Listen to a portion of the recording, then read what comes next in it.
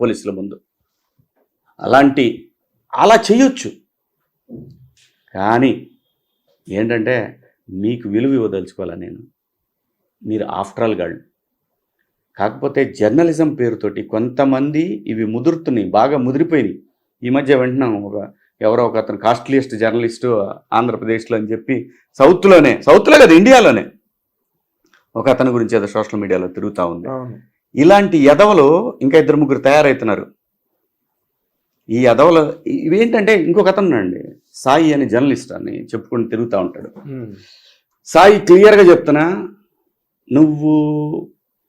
నేనేదో చాలా తెలివిగా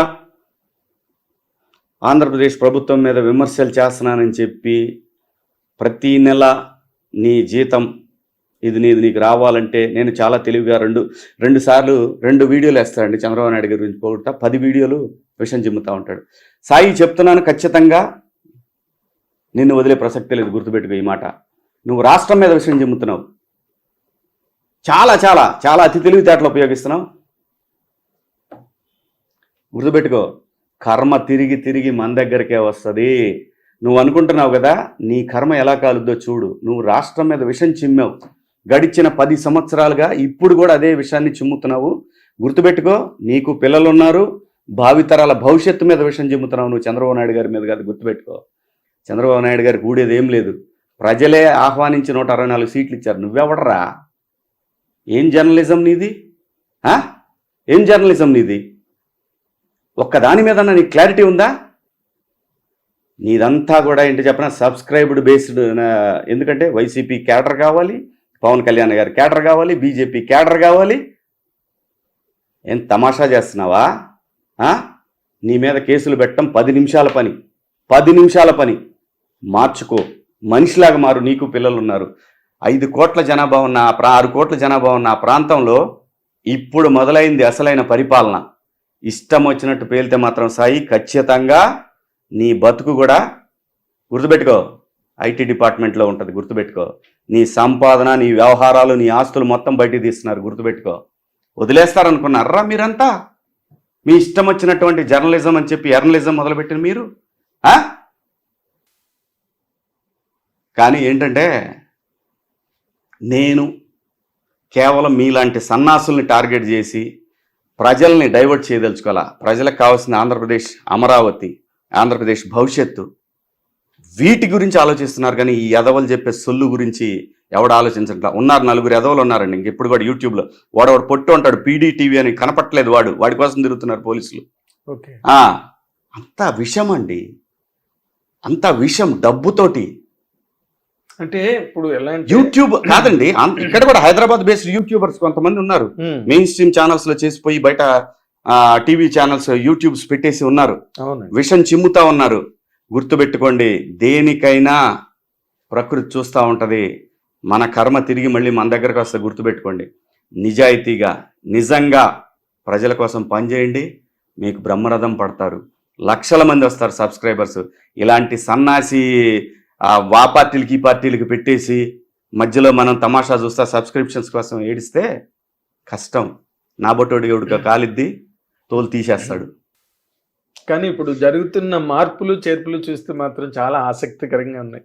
ఎందుకంటే అనిత్ గారు హోమ్ మినిస్టర్ అయిన తర్వాత అంతకుముందు పోలీసులు ఆవిడ అడ్డుకుని లోపలికి కూడా వెళ్ళనివ్వకుండా, అనిత్ గారు ఆవిడ మళ్ళీ అందరూ సెల్యూట్లు కొట్టి సహజం సార్. అదే చెప్తున్నా సార్, ఎప్పుడైనా సరే ప్రకృతి మనందరికంటే చాలా గొప్పది.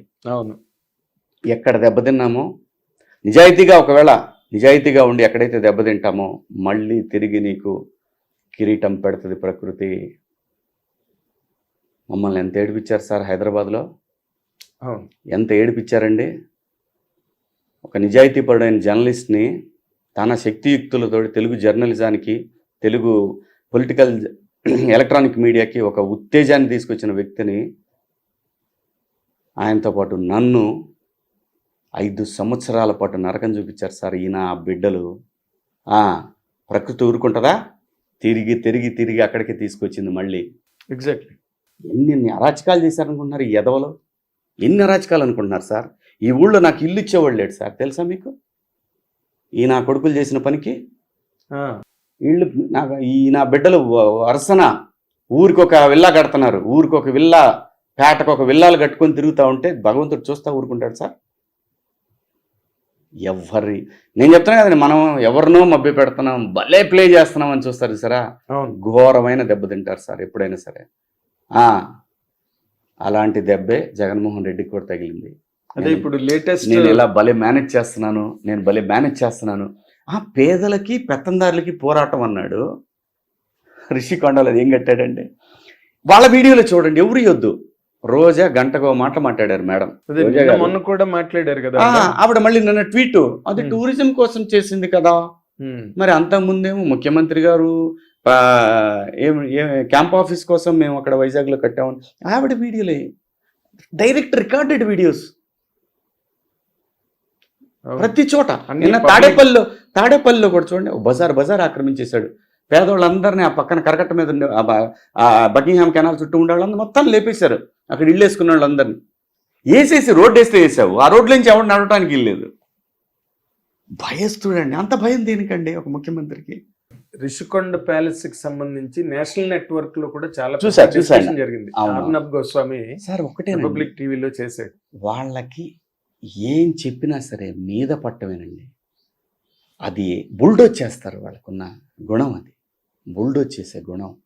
మొత్తం అలా తయారు చేశారు వాళ్ళ వ్యవస్థని. అంటే నార్మల్గా మనం జరుగుతున్న పరిణామ క్రమంలో ఆవిడ షర్మిల గారు దూరం అయిపోయారు. ఆయన జైల్లో ఉన్నప్పుడు ఆవిడే కదా మొత్తం ప్రచార కార్యక్రమాలు చాలా కష్టపడి ఒక లేడీ అయినా చేశారు ఆవిడ. తర్వాత మదరు దూరం అయిపోయారు. ఇలా జరుగుతున్నది, ప్రజల్లో వ్యతిరేకత కనిపిస్తున్నది ఎక్కడికి వెళ్ళినా. కానీ జగన్మోహన్ రెడ్డి గారి కార్యకర్తలు కానీ, లేకపోతే ఆ శ్రేణులు కానీ, లేకపోతే ఆయన అనుచరులు, సహచరులు, వీళ్ళందరూ కూడా ఏమాత్రం గ్రహించలేదండి ఇంత అన్యాయం జరుగుతోంది ఇక్కడ. సార్ ఒకటే గుర్తుపెట్టుకోండి, జగన్మోహన్ రెడ్డి గారికి ప్రజలు అనే పదం లేదండి, గుర్తుపెట్టుకోండి. తను ఒక ఎంపైర్ని క్రియేట్ చేసుకున్నాడు. దాంట్లో మీకు సోషల్ మీడియా అనేది ఒకటి, ఐప్యాక్ ఒకటి, దగ్గరగా ఉన్న బంధువులు ఒకటి, అలాగే తన సాక్షి ఛానల్ ఒకటి, సాక్షి పేపర్ ఒకటి. ఇది మాత్రమే తను. మిగతా ప్రజలతో అతనికి ఎటువంటి సంబంధాలు ఉండవండి. తను ఒక బిజినెస్ మ్యాన్ సార్. నేను మళ్ళీ చెప్తున్నా. ఆయన ఓకే సార్, నేను అదే దానికే వస్తున్నా. తన చెల్లెలు అనే పదాన్ని ఆ పార్టీలో జస్ట్ తనకి వ్యతిరేకంగా అయ్యిందని ఆవిడ గురించి ఎంత నీచంగా మాట్లాడారండి వాళ్ళే. సునీతమ్మ గురించి ఎంత మాట్లాడారండి నీచంగా. తండ్రిని, సొంత బాబాయ్ రక్తం మరిగిద్దండి. మీరే చెప్పారు చంద్రబాబు నాయుడు గారు చంపారని. చెల్లెలు పోయిన ఘోషించింది అక్కడ.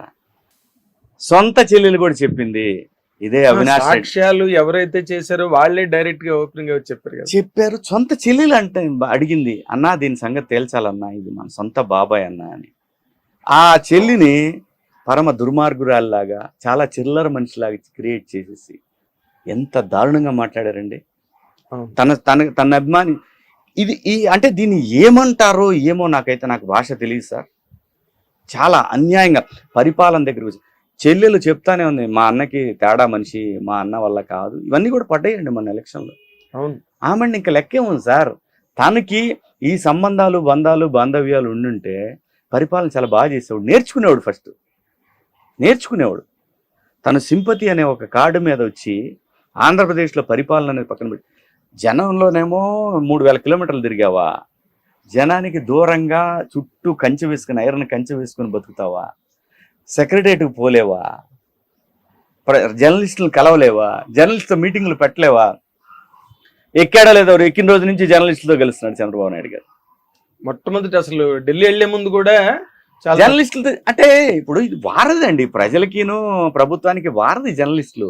వాళ్ళతో కలవకపోతే నువ్వేం చేస్తున్నావు, ఎలా చేస్తున్నావు? ప్రజలు ప్రెస్ మీట్ ముందుకు వచ్చి మాట్లాడింది లేదండి లాస్ట్ 5 years లో. ఎలా ఉంటదంటే అండి, అసలు లేదు. నేను చెప్తాను కదా, అతను ఒక ఎంపైర్ అండి.